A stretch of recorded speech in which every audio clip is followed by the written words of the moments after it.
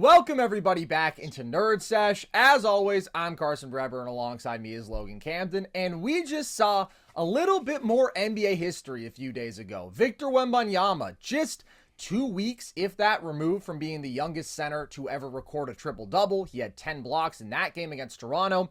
He just had a 5x5, which we've only seen 21 times in NBA history. He did it as a rookie. One game after, of course, he fell just one assist short of recording a 5x5 in that game. The guy is just consistently playing at a level that we have not seen from a rookie this century. I don't even think it's arguable at this point, really, that he's the best rookie of the last 25 years since Tim Duncan. And now we're beyond those rookie conversations. Rookie of the Year was a fun debate for a bit. Chet is still amazing. He's just not like Wemby. Now we're talking about holding this guy to the standard of the elite players, the elite veteran stars in the NBA. And Logan, what I want to ask you is, do you think Wemby is a top 5 center in the league right now? I think he is, man. I think Wemby is stamped. I think he's top 5. And you can start, I think there's a really big gap between like the top 2 big men in Jokic and Embiid in terms of offensive skill. Between those two guys and then the rest of the league. And I think the third guy for me is Wemby. Like, whoa, over Anthony Davis? When we're talking about offensive skill, okay, like offensive. Wait, because I was just about to say, okay, the next tier of centers, when we're looking at guys' skill sets across the league, they're really one-dimensional. And this is not a shot at Anthony Davis. I know that when Anthony Davis is on, when his jump shot is hidden, he's a decent offensive player, right? He's good. On a good day, Anthony Davis is decent. He just disappears so damn much, it's hard to give him a whole lot of love, man. Like against the Suns the other night when he just does his little disappearing act. I love AD. But those guys are really limited offensively. Bam, Anthony Davis, Domantas Sabonis. I'm sorry. I can't allow AD to be lumped into that group, dude. AD just gets 25 efficiently at will. I understand that there are times where he's too passive, but when he wants to be, that guy dominates a game like only the top 5 or so NBA players in the world can. But I wouldn't consider AD as like skilled as like an Embiid or a Jokic. No, I wouldn't either. They're significantly better jump shooters. And that's why I think there's a really big offensive gap. But there's just no way that you think rookie Wemby is a better offensive player than 30-year-old grown man AD. I mean, he's just so much stronger. He's still a freak athlete and finisher around the rim. His touch shot making is still really good. I think he is. It's just a different level. I think Wemby is. I don't agree. I think, first of all, I couldn't have imagined that I would have to be saying anything negative about Wemby, but when we start holding him to the Anthony Davis standard, who I think is still like clearly a top 12 player in the NBA, period. There's just a different level of shot quality. Like, Wemby isn't physically imposing enough in terms of strength to where, yeah, he does still have to settle for more tough shots than a guy like AD does, and that's why his efficiency isn't on that level. But Wemby's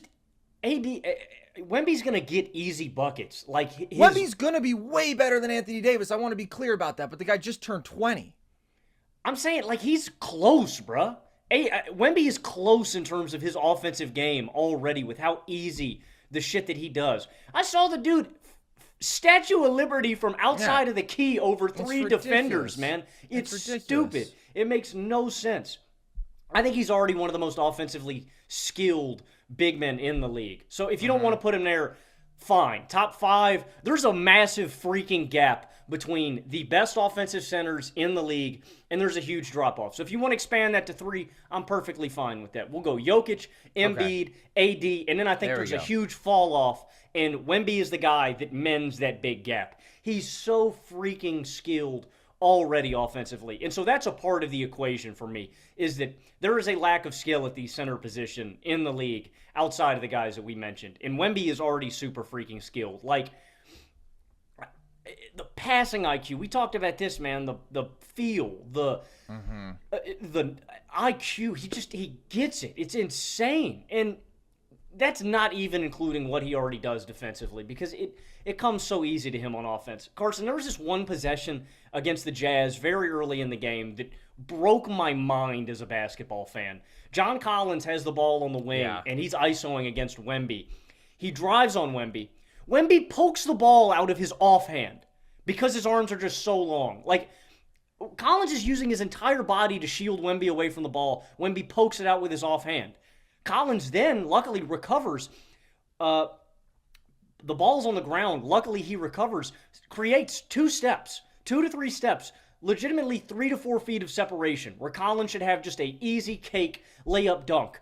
Yeah. And in a split second, Wemby somehow still blocked it from behind. Like, it made no sense. And this skill set, it's like, I know you've had a take like this. Like, I think Wemby's going to be the greatest shot blocker in NBA history. I think Wemby's going to be the greatest defensive playmaker ever, and he could be the greatest defensive player, point blank, period. Like, it's nuts, man. And you're right. Like, I don't think he has reached his apex yet. He's not even close, man. I don't think we're sniffing how great Wemby is going to be. But he is already so freaking skilled with these physical advantages that he has. He has zero weaknesses in his game already. And he can impose physical advantages over 90% of the players in the league. Again, those freaks of nature, those tanks, those strong guys, I think they can pose a problem for Wemby. But just how far along he is in all of these departments already, yes, I'm ready to do it. Like, there's just not a hole in Wemby's game. And when he does round out and when he does fill out, I think Wemby's going to be the best player in all of basketball. I would already put him top 5. I think my top 5 would go Jokic, Embiid, AD, and then I have a real debate between him and Bam, because I think what Bam can do on the court is still super valuable.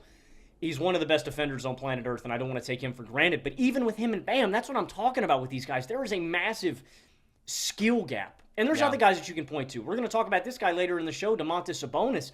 It's like, I think there's a massive skill gap between Domas and Wemby. Like, in just in terms of what Wemby can do to a defense with his jump shooting and how they have to respect him. But also where Domas doesn't sniff Wemby as a defender. I mean, not even close. Of course not. He's such a lackluster vertical athlete that there's already a massive defensive gap between those two guys. So, we can look at the raw numbers and you can praise those guys, but I just think there is a skill gap. So, me personally, I think I would have him 4. I would probably put him above Bam because I think there's a real offensive skill gap between those two guys. But I think he's stamped top 5, and I don't think that's jumping the gun, man. Wemby is a freak, and I wish I had put him on my favorite players to watch list, man. The last show we did, like, he's in that top 10, top 5. He can't miss. He does so much freakish stuff on a nightly basis, man. And I think he's stamped as a top 5 center.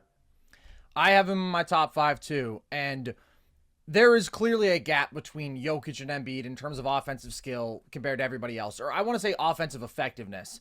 But then I think that AD is pretty clearly 3 because of the physical gifts, the vertical ability, along with the physicality that he brings. Like, he's an elite post scorer. Wemby's just not there. He's a low-efficiency post scorer. He's been a low-efficiency spot-up player. He's been a very good pull-up three-point shooter, but has struggled off the catch. Like, Wemby is unbelievable, but there's just a level of refinement that comes with years in the league that a truly elite basketball player like Anthony Davis, a guy who we've seen reach the level where he was a top 3 player in the world, like arguably the best guy for the majority of a title run, not in the finals, but for a lot of that run, you could argue he was the best player on that Lakers team.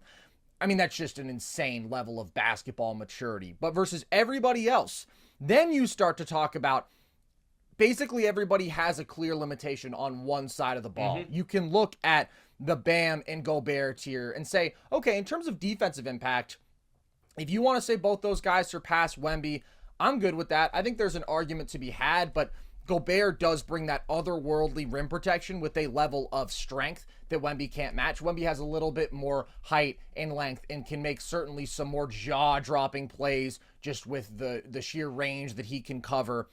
But Gobert is still a better, I would say, pure interior defender at this stage. And then Bam's advantage is that he is switchable like nobody else in the league. And that does so much to disrupt these actions where teams just can't hunt mismatches, right? He can comfortably switch onto any guard, and that's why Miami's defense has been so effective in the playoffs. And he's still a good rim protector. So I think Wemby's at least in the conversation with those guys. I think because of his 8-foot wingspan, because of the defensive playmaking we see from him, where he's averaging 5 stocks per game over the last 2.5 months in just 27 minutes a night, like the outlier plays that he can make are just different than what we see from anybody else. But the difference is the offensive skill. Like, Rudy Gobert is totally limited there, And we've seen that even if you go small, he is not able to physically impose himself really and punish those mismatches if you're talking about post-up scoring or what have you. Bam Adebayo is skilled for a big, although he's also a bit undersized because he's 6'9", and he has more of that physicality, but his touch shot making and overall skilled shot making is very inconsistent, and that's why you have these performances where Bam just disappears sometimes, and his playmaking is good, but when you compare it to the run that Wemby's been on since he moved to center, that was December 8th. Wemby is averaging 22, 10, and 4 on 49, 35, 81 splits. Again, in just over 27 minutes a game. Like, he's just a better offensive player than Bam is right now, and he's a much better offensive player than Gobert is. So I would take him over those guys. Then you compare him to the guys who are very much offense first in terms of their value. Domas, you mentioned, I think is an unbelievable offensive player in the regular season. I do still worry about a couple of his limitations when you talk about skilled shot making out of the post, jump shooting, holding defenses to account there. I have enough questions about his game scaling offensively, and then defensively, he's just going to be a minus to where I would take Wemby. I think the two-way impact that he can have just surpasses Domas already. Karl Anthony Towns, I think better offensive player. And I think that he's been defending at a higher level this year, but I still think the gap between him and Wemby defensively exceeds the gap between the two of them offensively, for sure. And then honestly, the last guy I think about in this conversation, who in some ways it's like he kind of makes the most compelling case up against Wemby, is Kristaps Porzingis, who I think it's worth acknowledging is in a very privileged role. But when you think about how Wemby has such clear ways in which he surpasses a lot of these other guys in value, KP, not the defender that Wemby is.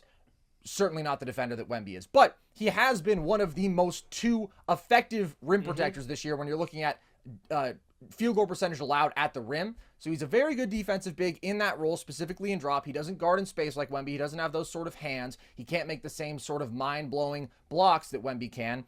And then offensively, is a better pure shooter and is a significantly more physically imposing guy with that great skill where he's been the most effective post scorer in basketball. So he can mismatch attack just at a different level. Like that sort of, again, maturity. He has rounded out and made the most of these skills where Wemby is still figuring these things out. But I also do think that he is privileged in the sense that he can be a third option and he doesn't have to single-handedly anchor a defense like Wemby does because he has great perimeter personnel alongside him. So I still think Wemby is the better player, but I don't think that Boston right now, if they were just thinking about this year, would necessarily trade out KP for Wemby. But it's unbelievable. Rookies aren't supposed to be in these conversations. Since we went to the high school era and then to the one-and-done era, it was just impossible that 18 and 19-year-olds could come into the league and be this great. And again, I talk about the physical maturity as being a difference maker compared to like an Anthony Davis, who also has that skill and is, to me, still the best defensive player on the planet when you're talking about those playoff environments. But versus a lot of other guys, Wemby just erases that advantage because he may not have maturity, but he has tools that nobody else has, that we haven't seen in the history of the sport. 7'4" with an 8-foot wingspan, you can't overstate. You see a guy like Sabonis, and maybe if it's your first time watching Wemby, you think, oh, he's just going to be able to go at him. I remember watching the Spurs play the Pelicans, and the Pelicans announcer was like, oh, Zion sees what we see here, as if he was going to just go at him one-on-one and get an easy bucket. And it's like, that length erases your strength advantage in 90% of matchups, if not more, because it doesn't matter. You can create a little space with a bump. He closes that gap immediately with the length. So it's just unbelievable what he's doing, and I do think he's in that top 5. And that's what's so crazy about Wemby, too, defensively, is there isn't a weakness to attack, right? You see these smaller guards, and it has to be so frustrating for them. With most of these big men, they're slow-footed, they got cinder blocks on their feet, they get stuck in the mud, and you can just drive right by them.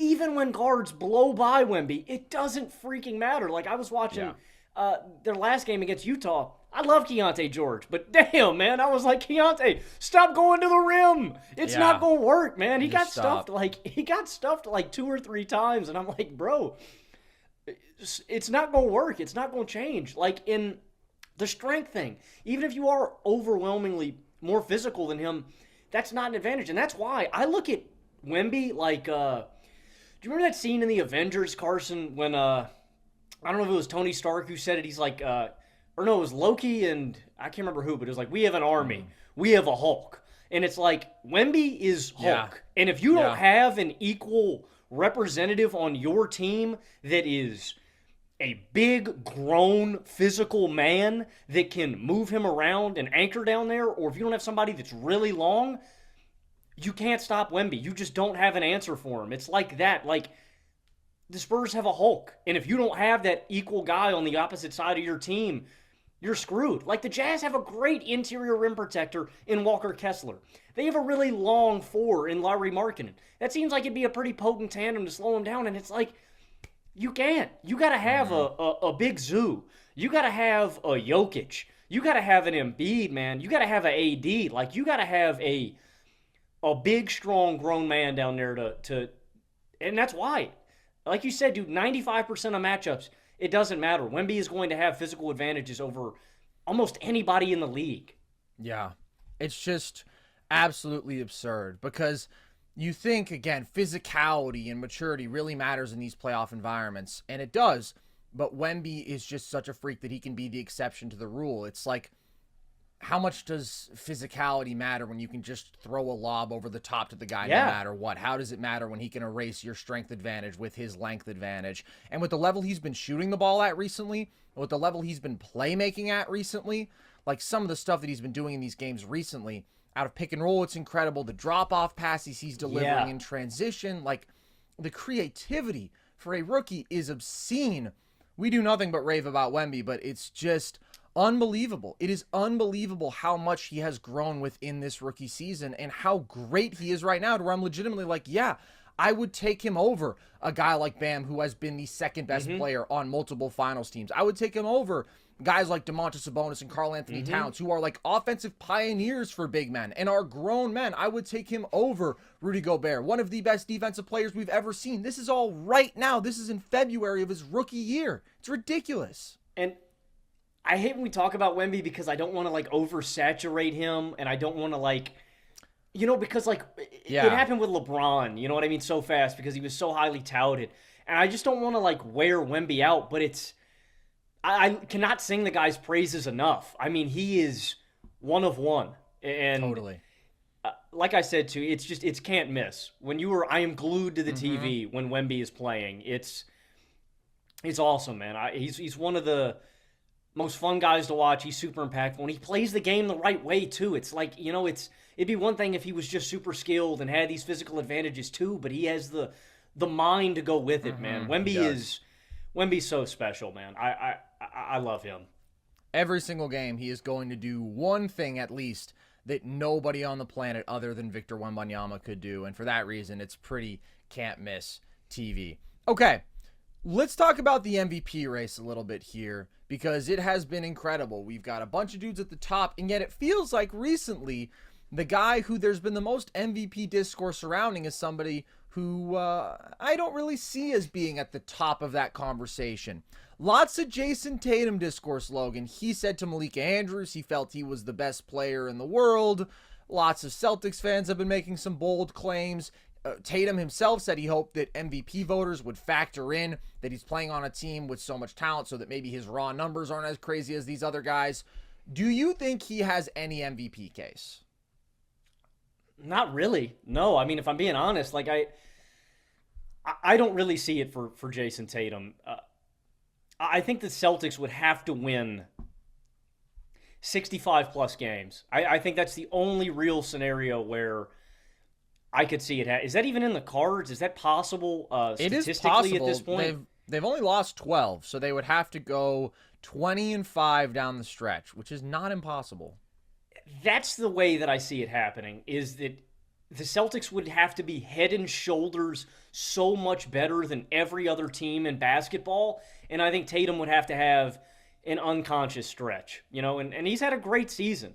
And that's the thing that I hate about when we do these things. It's like we're always taking away from Jayson Tatum, and we're always he's a great scorer, and he has grown a lot as a basketball player. He is not the guy that in the NBA Finals crumbled, right? I think he is much improved, but a lot of the same issues that still plague Jayson Tatum still do plague him. And I think you do have to factor in the fact that he doesn't have, a struggling cast. He has legitimate all-stars all up and down his roster. And I mean, you just have to factor that in when guys like Luka Doncic are propelling these teams. And he's got a great co-star too in Kyrie Irving.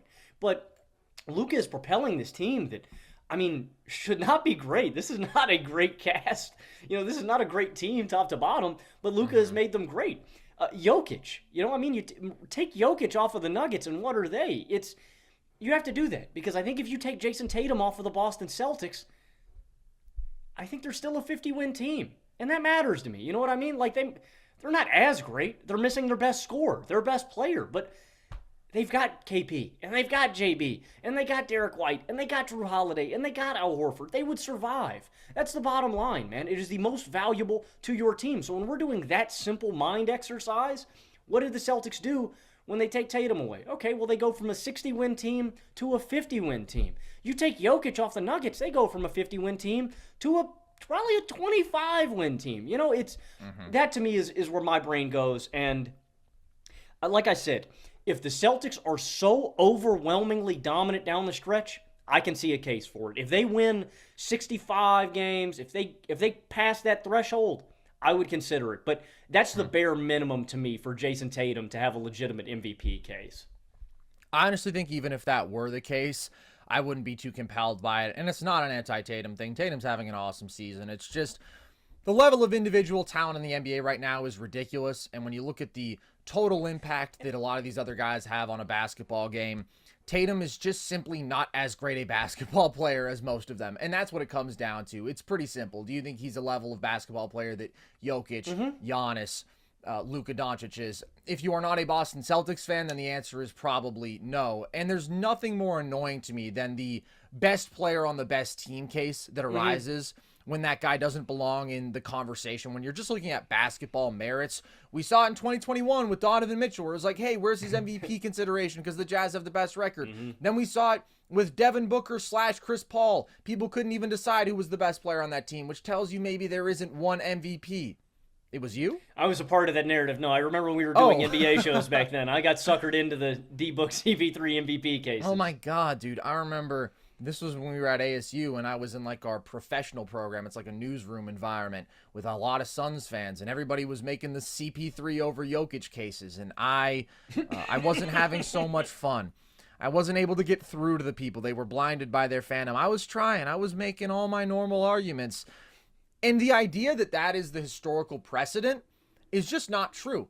Yes, MVP has historically gone to great players on elite teams. But you can look through all these MVPs. 21st century, the one example that I would look at and say, that guy got the MVP because he was the best player on the best team. Like, that was the heart of his case, is Derrick Rose in 2011.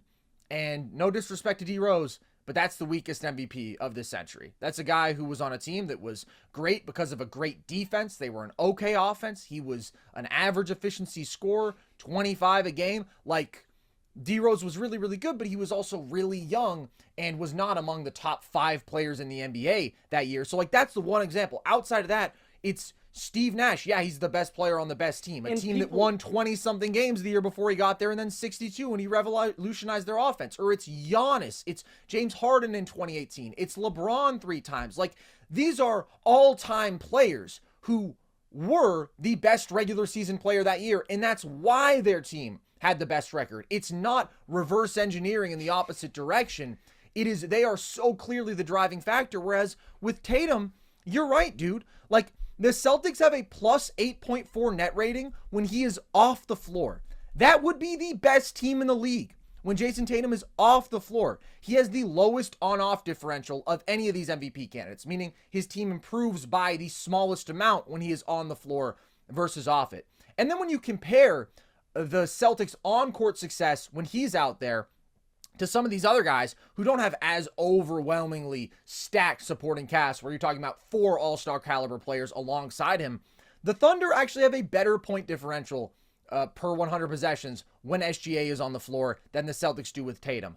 Jokic's Nuggets are right on par, and when Jokic is off the floor, they aren't outscoring teams by 8.5 points per 100. They're getting outscored by 8.5 points per 100. I just had the pleasure of watching the Nuggets second unit and their lineups where it's MPJ and Murray in the second unit, because I was at the Warriors-Nuggets game yesterday, and it's like a JV team, dude. It's like a cartoon bunch of fools out there. Those minutes are hideous. And still, when Jokic is on the floor, they are playing every bit as well as the 5 all-star Celtics with Jayson Tatum. So I just don't see it. I don't see the direct responsibility for team success, and I don't see him as being individually on the level of a basketball player that these other guys are. And he can say whatever he wants about, I hope the voters will understand it's not all about the box score. But at the end of the day, out of these 5 leading candidates, if you want to group him in with Jokic, Luka, SGA, Giannis, Tatum is 4th in points per game, 4th in rebounds per game, 5th in assists per game, dead last in scoring efficiency, and as I mentioned, dead last in on-off. He is clearly the weakest scorer and the weakest playmaker out of the entire group. So I just don't see the case. I wanted to add a final component about the Derrick Rose thing because I think you're right. I think a big component in the D Rose case was voter fatigue too when it came to we just don't want to vote for LeBron again. Absolutely. And I think another clear case for Tatum getting it would be people tired of voting for Jokic. And so if that's the case, I think then it would be open to Tatum, to SGA, to Luka.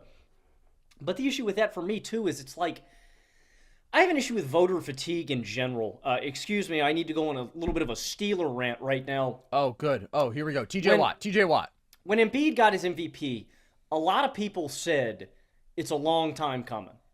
And when Myles Garrett got his Defensive Player of the Year this year, a lot of people said, oh, this was a long time coming. And I just have a fundamental issue with that when we are doing these voting things and we are considering it should not be a long time coming kind of deal. Yeah. It should not be a merit. This guy's been doing, he's been grinding and It's not a busting his ass. lifetime achievement award. It is not. It is not a cumulative season-to-season thing. If Brad Pitt acted in a bunch of banger movies for 5 years and Leo bested him for Best Actor, and then in the 6th year they said, oh man, we're tired of voting for Leo, even though he put out a banger, we're going to vote for Brad Pitt this year. It makes no sense. What guy had the better year this year? That is all that matters. That is all that should come into consideration. And my final point on this is TJ Watt, I think, had 7 sacks in the last 7 weeks. I think Myles Garrett had or maybe 9. He had a bunch. I think Myles Garrett had 1. All those computer nerds with their made-up stats. Yeah, dude. Double team rate and pass rush win rate. What the hell are those? All these freaking dorks, man. Also, yeah, dude. Who's coming up with these numbers, man? Yeah, Who's coming get a up life. with these numbers? Get a life. Please ignore the nerd sesh behind me. It's the first time I've ever heard you turn against those numbers. And so when it's it comes like to TJ versus Garrett. Oh, it's like who produced more? Who was more effective? Who actually showed up? Who did more? All right, it back was to TJ basketball. Freaking Let's Watt. get back to Anyway, basketball. Back to basketball. It's not a lifetime achievement. It's not a cumulative. This guy's really worked hard, man. Let's give him an award. It should be based on what the hell they did this year. And so I'm just not going to buy that argument if that is part of your, oh, well, Tatum's been doing really well for 3-4 years. Yeah. I don't care, man. It's this year. And this year he's got a loaded squad. And he isn't on the radar for me. And I want to do one more thing with you, Carson. I want to do a little thought exercise with these guys heading into the playoffs. Because I think this will find our standing of Jayson Tatum across the league. Would you rather have Jayson Tatum or SGA? I would rather have SGA. Would you rather have Luka Doncic or Jayson Tatum? I would rather have Luka Doncic. Would you rather have Steph Curry or Jayson Tatum? I would rather have Steph Curry. Would you rather have Anthony Davis or Jayson Tatum? Ooh, that's an interesting one. I think I would rather have Jayson Tatum because I don't trust AD to consistently assert himself enough offensively. That being said, if we got the best version of AD, if he was in full-on I'm going to kill you mode for an entire playoff run, I think the ceiling there is higher, but I think I would just bet on Tatum being able to carry that offensive load for a run more. Would you rather have Kawhi Leonard or Jayson Tatum? I would rather have Kawhi Leonard. Would you rather have Jalen Brunson or Jayson Tatum? I would rather have Jayson Tatum. It's like, do you think Jayson Tatum's a top 10 player on the planet to you? I do. I think he's a top 10 player, but I think he's right around number 10. Would you and rather a lot of those guys who you mentioned were no-brainers for me. Would you rather have LeBron or Jayson Tatum? For a playoff run, I would rather have Jayson Tatum. For a playoff do-or-die game, I would rather have LeBron James. I hear that. But is there any of those that you disagree with me on? I would take Anthony Davis over Jayson Tatum. Ooh, wow. Hold on. Would you take Wemby over Jayson Tatum? By the transitive property. No, I take Jayson Tatum. I think about it, though, for a second, man. Wemby gets me hyped, man. Wemby gets me fired up. And I think, God, please don't. I don't want this to make me sound like a madman. I really would think about Jalen Brunson. But the defensive gap for me is a little too big for me to justify. Gap. Also, gap and is Tatum big, can, and the physical and I don't want to. position. I was gonna say I don't want to take for granted what Tatum does too, because when his jumper is on, and that's what makes him so frustrating and polarizing as a player. It's like that's why Jayson Tatum can have these flamethrower 50 to 60 point performances where he just cranks it up a notch and shuts the door. But it's also the volatility with him is why he can have these duds where he drops 18 or 20 points, and you're like, damn, man, I needed more, right? Brunson is going to give me the higher floor, but the ceiling with Tatum is just a different level. So yeah, it's close. Tatum's a fringe top 10 guy to me. He probably is top 10, but he's frustrating. It's that volatility in his game that makes him so hard to pick amongst these guys.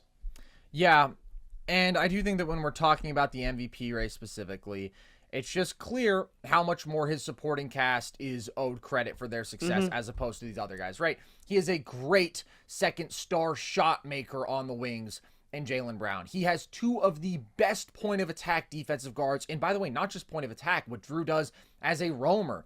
Derek White is a uniquely great shot blocking guard. He mostly does it with those rear view contests, but they're all around defensive studs who are also really good spot up shooters and good playmakers. Kristaps Porzingis should have been an all-star because he is one of the league's elite rim protectors, the most efficient post scorer in basketball, and a great floor spacer, a really efficient roll man and popper.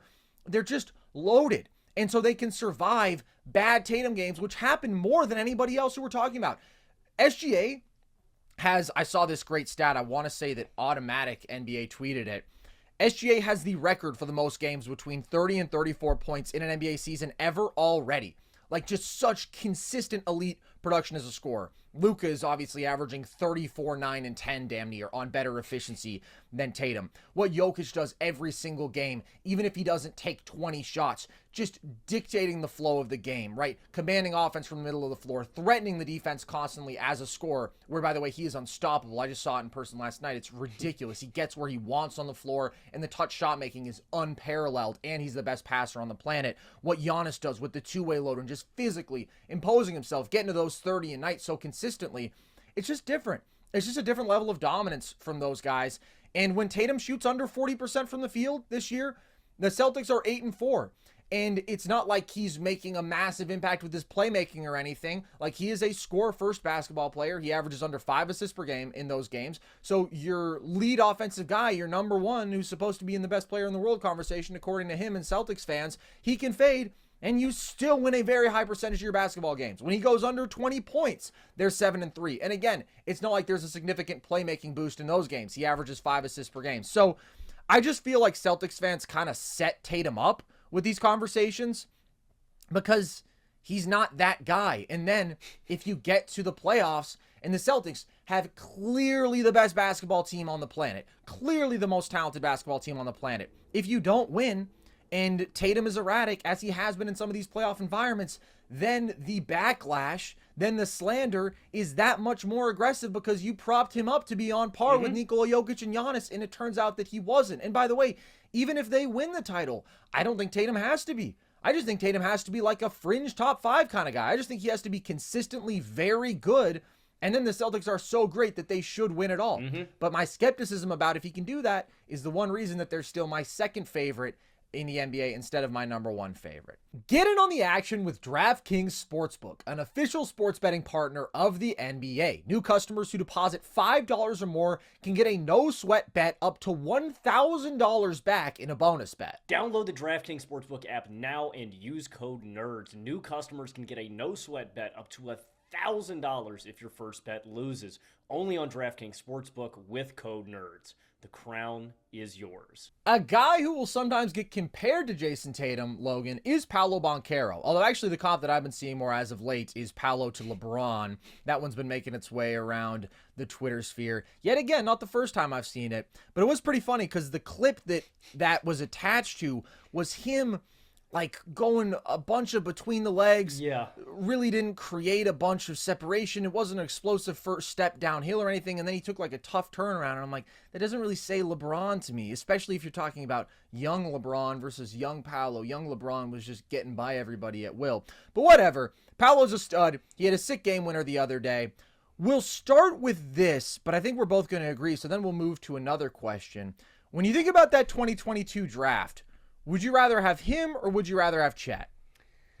That's a tough one because I think Chet is like the ideal number 2. You know, it depends on like what your roles are. Yeah, I see your point. I view Paolo as a 1, right? I think Paolo can be the lead guy on a good team. I don't think he's there yet, and I honestly, quite frankly, I think Paolo's gotten a little overrated because of how successful the Magic have been as a team. You know, I think a lot of people are crediting it because he's the star, he's the face of Orlando, but he has aura. Yeah, I think cumulatively that team is just really good with good players up and down the roster, a lot of length, a lot of skill.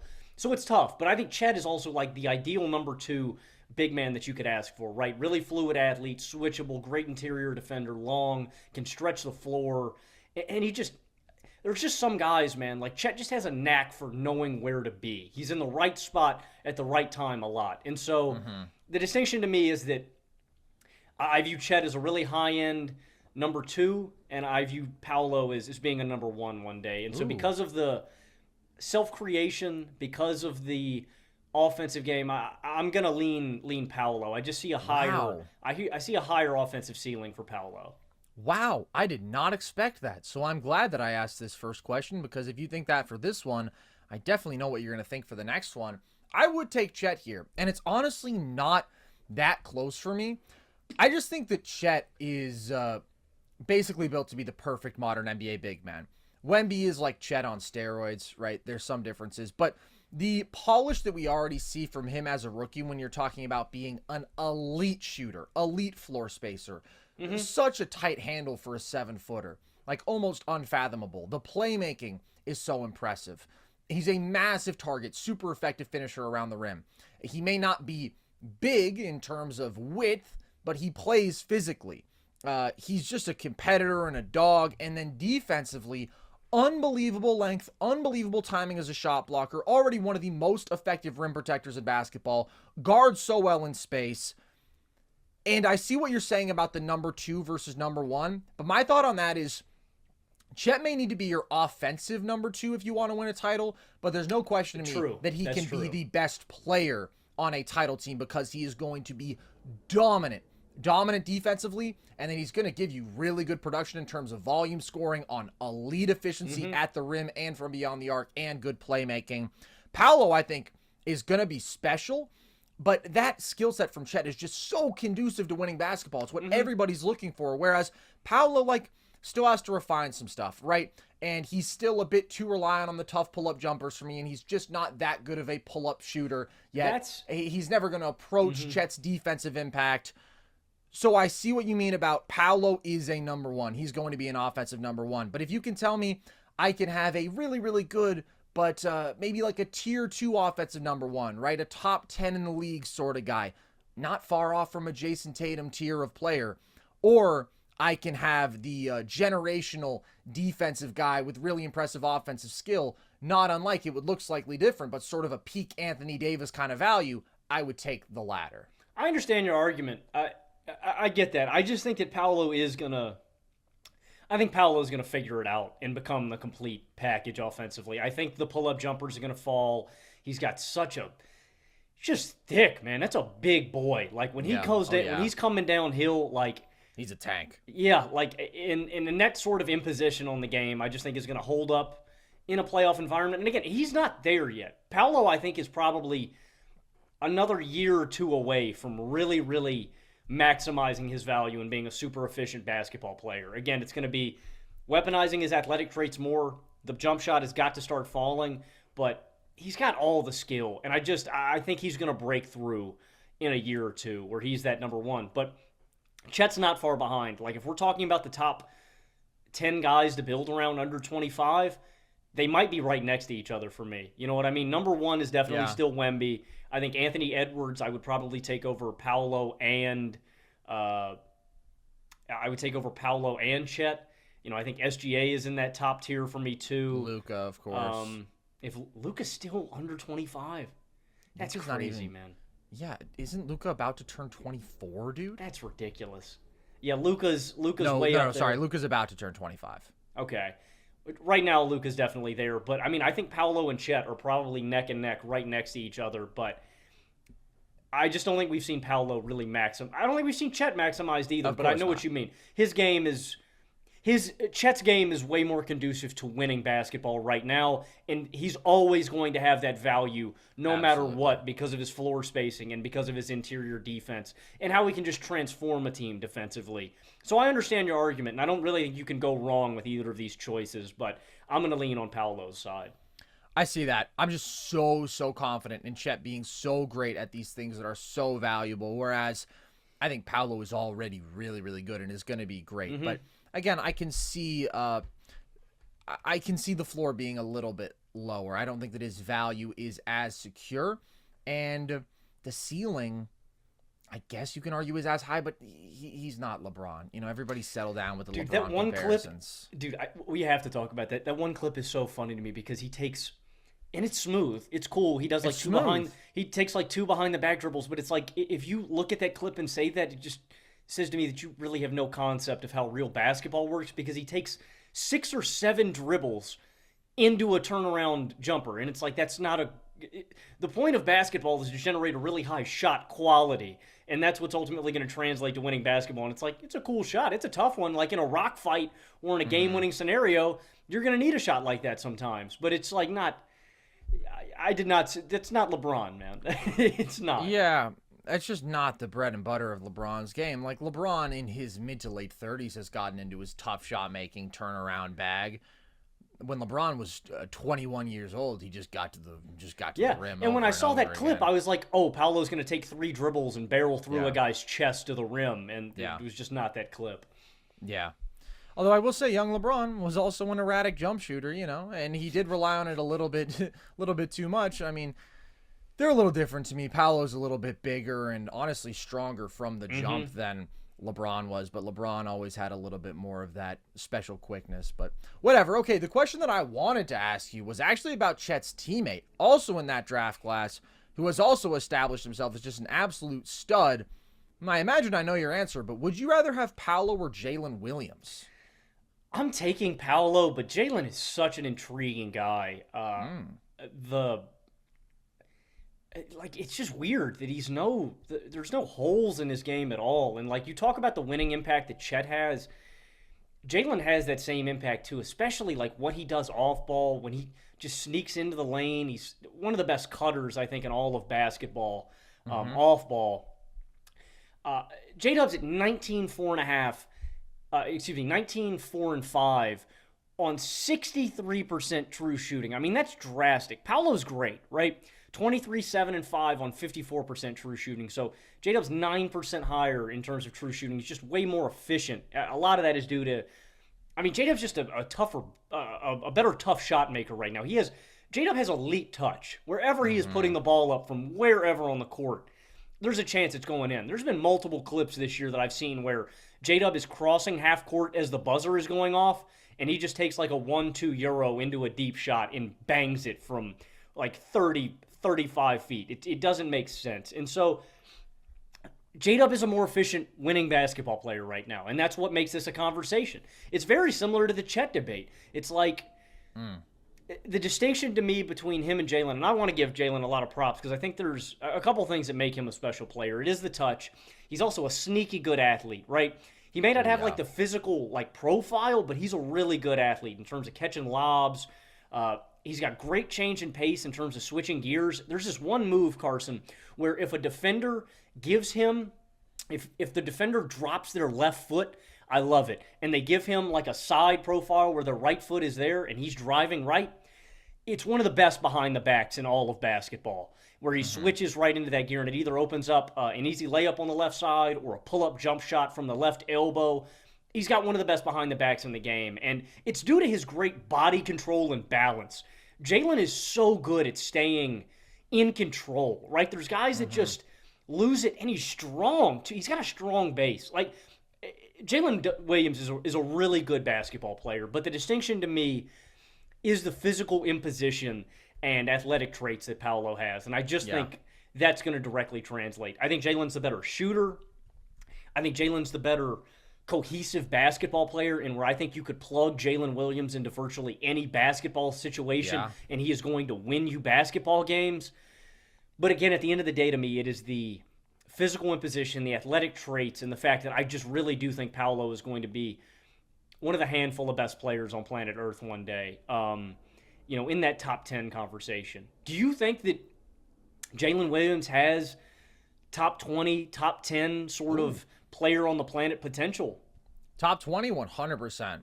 I think he's an all-NBA guy at some point, and I think he's a consistent all-star.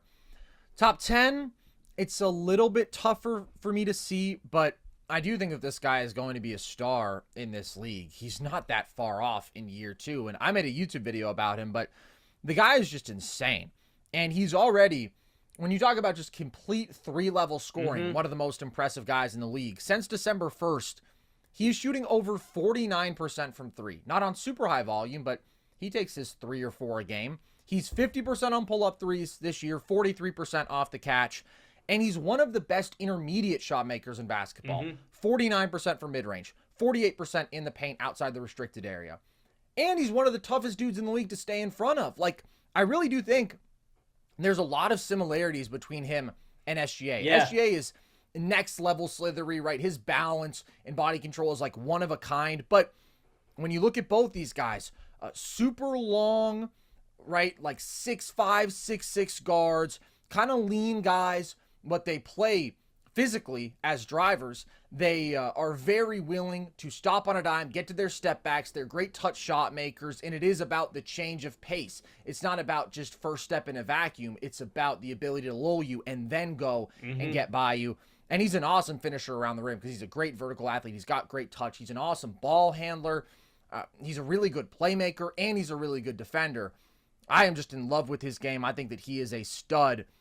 But Paolo does have more upside. This, to me, is where the scales can tip because Chet is, to me, a generational kind of defender. And when you pair that with offensive star skill set, hyper efficiency, that's when I can start to take you over a guy with the sort of profile that Paolo has.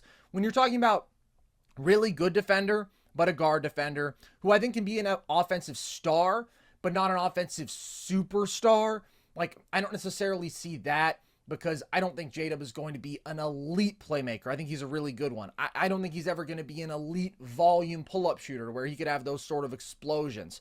And so because of that, it's not like I can see him being a number 1 on a great team. I think he can be a really good number 2, and the fact that OKC has him as a number 3 is insane. But Paolo is going to get more refined, and his pull-up jumper is going to start more consistently falling. I don't know if it's ever going to be like an ace in the hole for him, a really high-level weapon, but I do think it's going to improve. He's already gone from 26% on pull-up threes last year to nearly 35% this year. That's huge improvement. However, he hasn't improved from the mid-range. He takes a bunch of mid-range shots, and he makes just 37% of them. He's 8th in mid-range attempts per game. Everybody else in the top 10 is shooting like at least 42% from that range. So that really tanks his efficiency, his reliance on those shots, which is natural for young guys, even big physical young guys. Like, often they'll just settle a little bit too much. And he has all the tools to be getting to the rim, I would say, at a higher frequency than he does. And his playmaking is really impressive for a 6'10" second-year guy. Like, since January 1st, he's averaging 6 assists per game. I mean, he can hit those skip passes, he can spot cutters, and he is going to exert a bunch of pressure on defenses. So, J-Dub is more refined. If I needed a guy to be my number 2 or number 3 on a playoff team right now, like if I'm trying to win a title, I know it's ironic because Franz is the leading scorer on a playoff team, but I would take J-Dub. I just think that level of shot making, like, say what you want about situation, making 45% of your threes is insane. That is insane. And blending that with really good on-ball scoring and off-ball instincts and playmaking and defense, that's just an awesome winning basketball player. But J-Dub's almost 2 years older. He is in a better situation. He is, I would say, further along in his development with less room to climb compared to Paolo. So this is pretty clearly Paolo to me. There's a ton of polish with his game, and the Thunder are loaded, frankly. I mean, how many just good basketball players they have? SGA, J-Dub, Chet, Kayson Wallace off the bench, and they all play really well together. Bro didn't even mention Isaiah Joe. I'm sick. Shout out Isaiah Joe, man. That Bro dude didn't even mention Sun Devil legend Lou Dort, who now has a strap on him this year. Somehow, man.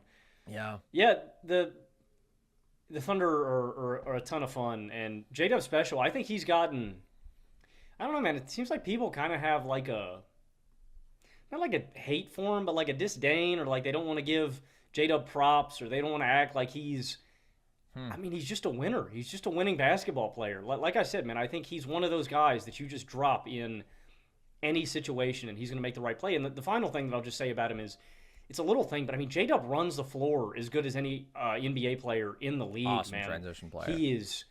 He gets out. He just seems like he's always down there. And it leads to so many easy lob opportunities, so many easy dunks in transition. He runs the floor as well as anybody else in the league, man. He's really good.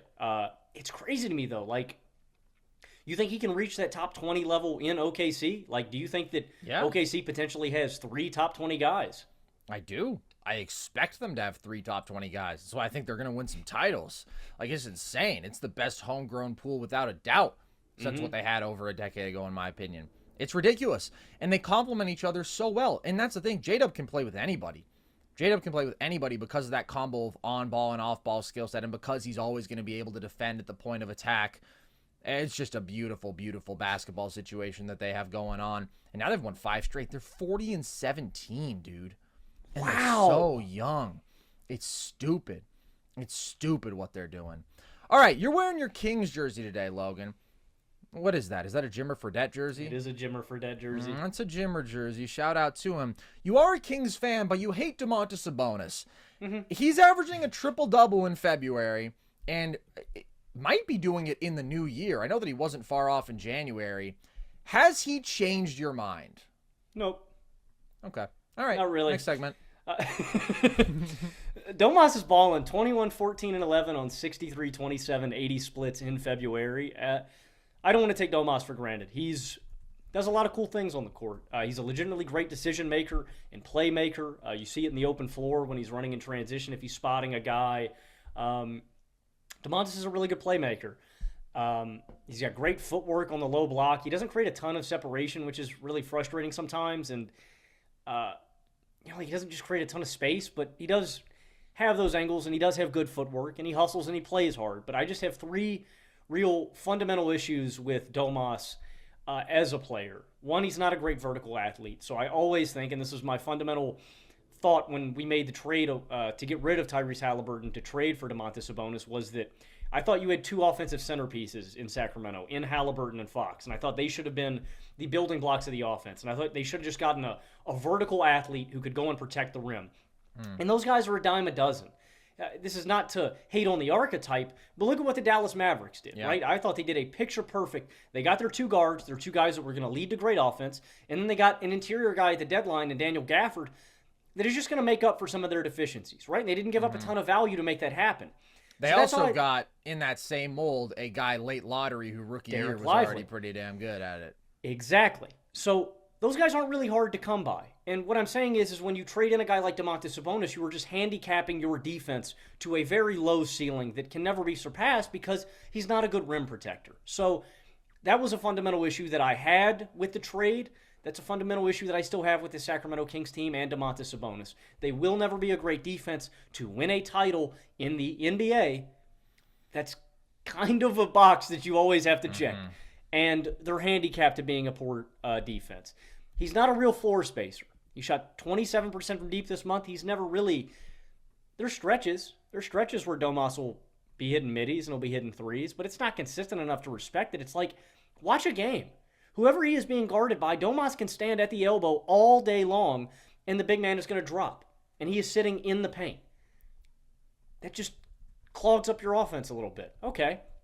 And he's not an elite scorer. It's like with these guys like Jokic, and that's, Domantas is Jokic light, or Sengun is Jokic light. Sengun even has better touch than Sabonis, right? There's something sexy about Sengun's game. There's just a brute. If Sabonis can't exert his strength over a guy, he's just not going to finish well. And it's like, you see what he does against the Suns. It's like Nurkic isn't even a good example because he's not a vertical athlete. And Domas is a strong bull. He's a bull. He can big body a lot of guys. And if he can exert that strength over a guy, he can dominate a little bit. But look at the playoffs last year against Looney. Looney's run and drop, and anytime Sabonis drives on Looney or Draymond is 6 inches shorter than Domantas Sabonis, and it doesn't matter because Sabonis doesn't have great touch. So he's just always going to be limited as a scorer. And the final thing that I'll say about Domas, is that I think his playmaking numbers are really inflated. Now, I think a lot of centers could take notes out of Domas's playbook and what he does to help the offense and to slick the wheels and to get the thing going with the handoffs, with the DHOs. It opens up a lot, right? Fundamentally, when you were running these actions, you were forcing that big man to make a decision. Am I going to switch onto the little guard and create a mismatch with Domas on the guard, or do I stick with him and have my guard fight through the screen? So it opens up a little stuff. But a lot of his assists on a nightly basis are little handoffs to Malik Monk or De'Aaron Fox where he doesn't do anything but give him the ball. And there's merit to that. Like, you're producing offense for your team, but it's not like he's throwing dimes and he's doing Jokic stuff. And they're a lot more easily manufactured because he plays with two great scoring guards. The goal is to win championships. And I think Domantas Sabonis is a fundamentally flawed player at a very important position where I would just rather have a guy that is really good at rebounding, that is really good at defending, that is more of a vertical athlete, and to allocate that anywhere. You know what I mean? I don't think the Sacramento Kings ever win more than 50 games with this construction of their lineup. It's really good, and it's a lot of fun to watch. I'll tell you that as a fan. It is a lot of fun. But the goal is not to have fun. The goal is to win. And I want to win, damn it. And I think Domas ultimately puts a handicap on the ceiling that this team can reach in their championship aspirations. Thank you, Mike Brown. Thank you for bringing this franchise out of the depths of hell. But ultimately, I don't think we're going to reach the ultimate goal with this current construction of their lineup and with Domas. So those are my... Again, that is my laundry list of issues with Domantas Sabonis and this team. Yeah, I think you can be a little bit hard on the guy, but I don't really disagree with that much of what you said. He is obviously one of the best passing bigs that we've ever seen. His transition playmaking is awesome. He's very accurate and precise. He is the handoff GOAT. Yeah. And we've never seen anyone run handoffs at the volume this guy does. And I don't want to discredit that because it's like a bedrock principle of their offense. And it is super valuable when you have a guy who is a big physical screener and can eat up some defensive attention there. And his ability to deliver the ball, right? He just can bounce it behind his back and perfectly in rhythm. A guy catches it with a running start. Like, that's a valuable action. But it's not the most impressive thing you can do as a passing big. And it's not the most valuable thing, more importantly, right? He could be racking up assists by doing more to stress defenses, demanding help and whatnot. So when you are looking at triple-double assist production, it is a little bit important to weigh that factor. Like, he has 12 handoff assists in his last 2 games. I count it. That's a lot.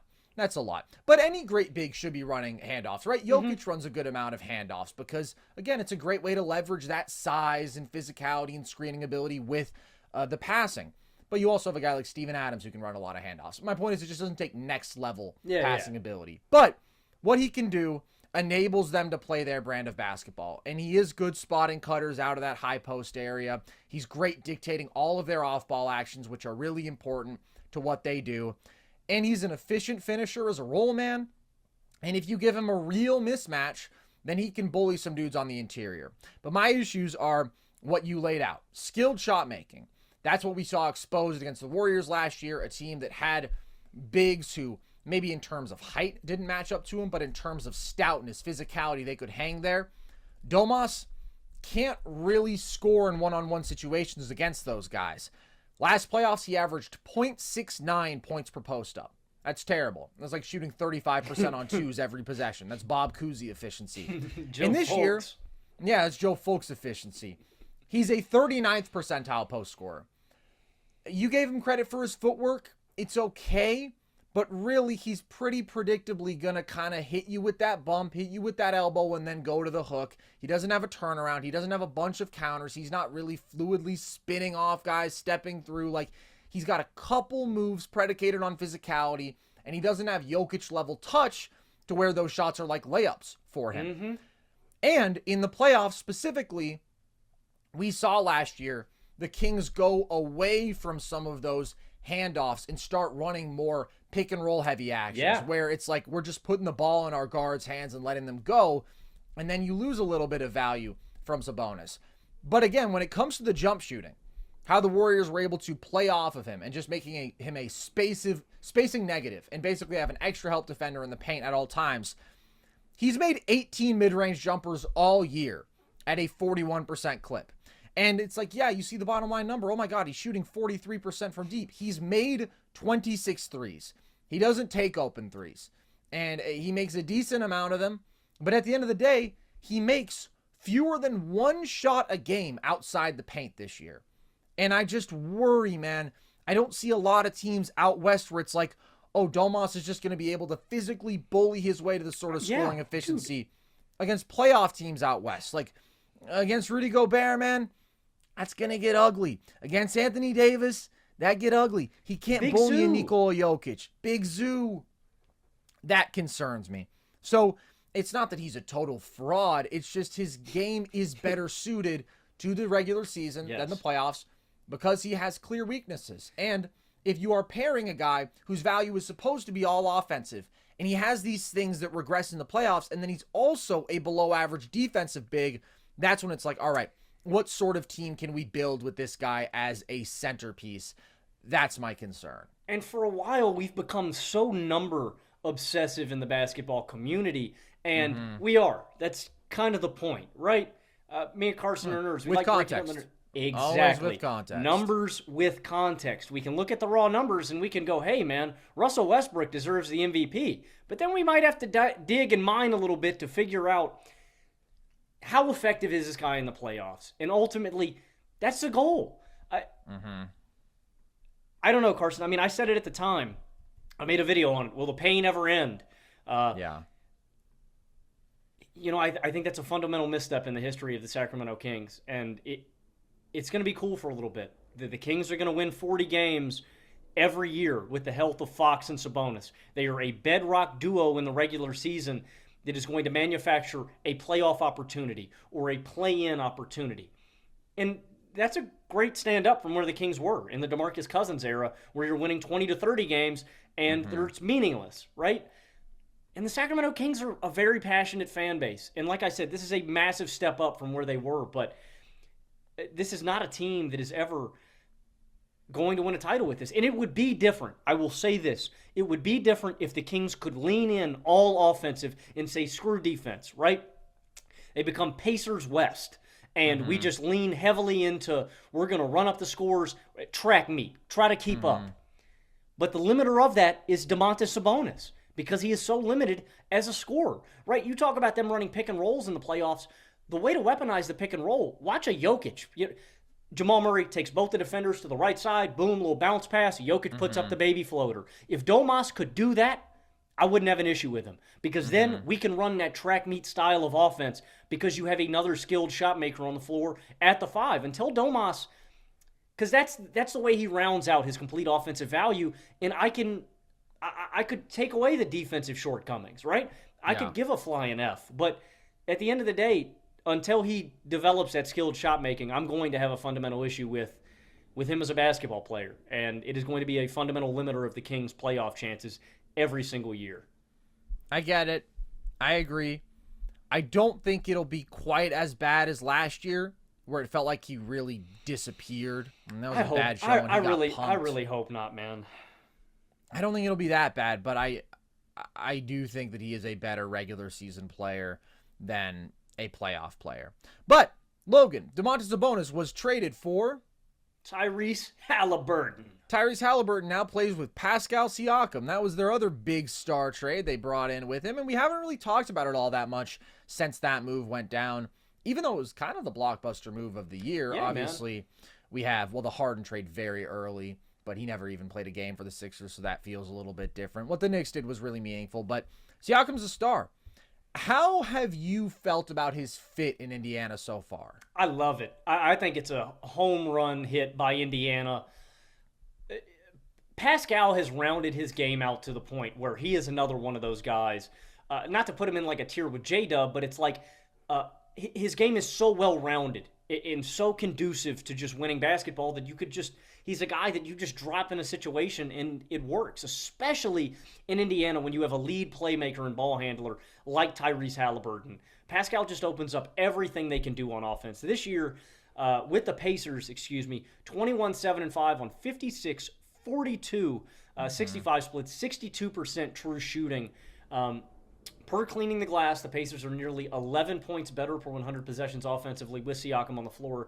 They have an offensive rating of 123.4 with Siakam. They have an offensive rating of 112.7 without him. There is a little bit of noise in that stat. You have to take that because he does play with Tyrese Halliburton, one of the best offensive engines in basketball.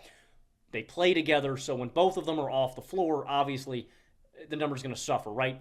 Without him is mostly their bench unit. With him is with Siakam and Halliburton. But it still speaks to Siakam is a very valuable offensive weapon to have. And the pick and pop game with Halliburton is so deadly just because both defenders have to respect both of them as jump shooters, which means you can't give them an inch.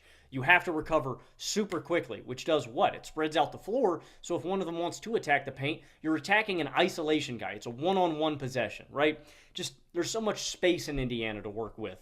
You have to respect him as a jump shooter. He's shooting 42% from behind the arc, and he just works really well within the flow of the offense, man. He relocates, he moves off ball to open space. He's a good playmaker.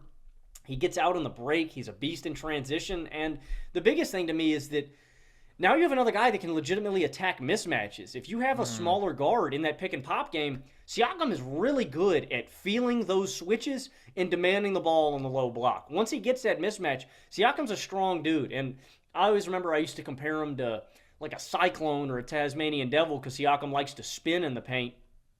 He's really good at it, especially spinning off of small guys. And even bigger wings, like physical guys. Siakam's strong enough to where he can big body those guys too. So you've just injected this already great offense with another really skilled shot maker, a smart decision maker and playmaker, a strong physical guy who can attack mismatches on the court. He's just a good basketball player. Like, the Pacers have so much offensive skill now, it's absurd. And in a playoff setting, I talked about the track meet style that I think the Kings could play theoretically if Domas opens it up. It's not a theoretical in Indiana. That is their bread and butter. That is how they play basketball. And in a playoff setting, defense matters. But damn, man, Indiana, I feel like, could steal a series or could steal a couple games in a big series just by serving buckets for 4 quarters, man. That offense is not going to stop. And I think Pascal Siakam is a perfect asset to slide in alongside a guy like Tyrese Halliburton. It was a super intuitive fit just because you have your guy in Hallie who is going to create so much great offense for his teammates and is going to do a lot of it in terms of the way that he stresses the defense as a scorer with this otherworldly pull-up shooting. But he's a slight guard, so what it's ideal to have alongside him is another dude who can really threaten the defense with the ball in his hands to start with. First of all, they haven't really had that. But a big physical forward who can play off ball is the perfect guy to do that. And Siakam has been awesome. I mean, his efficiency has been fantastic. Particularly, though, you just see how much easier life is for him offensively in such a spaced out environment where they're shooting all around him and they can play 5 out. You have a floor spacing 5 in Miles Turner. He's been a 90th percentile post-up creator. That includes both scoring attempts and passes. Like, just brutally able to attack any switch. Super skilled in terms of body control, as you mentioned. Big physical guy, and then a skilled enough shot maker. And he's a good playmaker. He can play make out of those situations, and everybody around him can shoot. And he's been a 97th percentile pick and roll creator when he's the ball handler. And wow, we've seen them able to do some fun stuff there. Both these numbers are with small sample size because he's only been there for 12 games. But again, it's those spread looks. You can invert stuff. That's not what they're doing most of the time. But against Toronto, actually, in the Siakam revenge game, last possession, they have Tyrese Halliburton come over as if he's going to set a screen. It ends up being a ghost screen. Siakam rejects it, but it gets him an advantage. He gets a step going to the bucket, and he gets an easy layup out of it. Like, that's a threatening action, dude. That's a threatening action when you can now have Siakam hunting mismatches, or you can have Hallie fading as one of the best three-point shooters in the league. There's just a lot more they can do offensively now, and it doesn't feel like they need Hallie to be dominant every single night. And it's not that he dominates with scoring every night. So much of what he does is about facilitating and dictating offense, but it's just really nice to have a guy who complements him so well and can be your leading scorer, a guy who can actually go out there and take over in games alongside him. So obviously they're not contenders yet. They need to just improve their defensive ceiling overall. And I think that's going to be about probably finding really high level wings. They might need a third star along these guys, but I love what they've done. I think the basketball fit and the move for talent are both really paying off. It may be something that gets lost down the stretch this year because they're probably not going to win a playoff series, but they're ahead of schedule when you think about where Hallie is, and I definitely think that this was a good move for them. And I think you make a great point about Siakam and how he looks in this different system. I mean, he was in spacing hell in Toronto. You know what I mean? No guys that can shoot. It's really congested. And here's just a totally different ballgame. And other than that, too, Siakam mentally looks happier. He looks like he's having fun. Like it's really beautiful basketball to watch, man. Just all the space to go to work. And it's hard. Defending Indiana is hell, man. Yeah. Like if you sink on anybody, they're letting it fly. And they're probably going to hit it. And like you said, too, I mean, he's opened up stuff on the backside for Hallie where Hallie is now being, what's the word I'm looking for? He's being incentivized to move and operate even more off ball, right? Like now that there is another ball handler, Hallie can relocate and can find that open space. And if you sink on him, he's one of the best three-point shooters and just shooters, period, in all of basketball. So I think it's a perfect move. I think you're right. I mean, just point blank, they just need more defense, and they might need that third guy, but any chance you can go out and get a player the caliber of a guy like Pascal Siakam, and you don't have to give up a ton of value, which I don't think they did, it's a great move. Indiana's a ton of fun, man. They weren't a physical team, and top to bottom, they still aren't necessarily, but now they have a physical, hyper-athletic guy who also, you talk about how he's shooting 42% from three in Indiana. Obviously, he's not going to keep doing that. We know he's going to be somewhere in the low to mid-30s, but he's having a good season as a jump shooter. He's been 45% for mid-range, and also, we talked about how the spacing is so great for him, but Indiana is the epitome of pace and space, and he is awesome in the open floor. He's a great transition player. So it's just a very, very conducive fit as we expected, but it's been fun to see it play out so far. All right, guys, that's going to do it for us here today. Hope you enjoyed this one as always. If you did, the good news is there is plenty more Nerd Sesh content. We have a trivia gauntlet coming out tomorrow. Sorry we meant to get that to you guys this weekend, but it got a little bit held up. That will be out on Tuesday. Logan and I going head-to-head. That's always fun. You can follow us across social, TikTok, Instagram, Nerd Sesh. That's the handle. Twitter is @nerd_sesh. And, of course, you can catch our full shows on YouTube. That's where the Trivia Gauntlet will be. That's also where our video essays, video breakdowns go. You can check out our merch. Logan pointed at the flag a couple times today. We got hats, we got shirts, we got hoodies, all that at thevolume.com. And you can join our Discord if you want to talk NBA, NFL, whatever. That link is at our link tree. And I will say again, Matthew Spawn Hour is now in the Discord. That's right. So go talk to Matthew Spawn Hour in the Nerd Sesh Discord, everybody.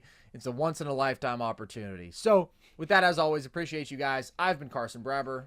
I have been Logan Camden. And this was Nerd Sesh.